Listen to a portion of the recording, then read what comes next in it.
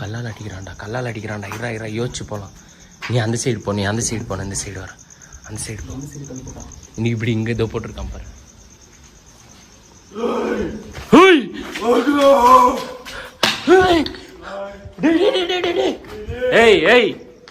ஏய் என்னடா பெண்ணாடா நினைச்சிட்டு இருக்க? அவன் எதோ கிழி தரைய நக்குறான்டா.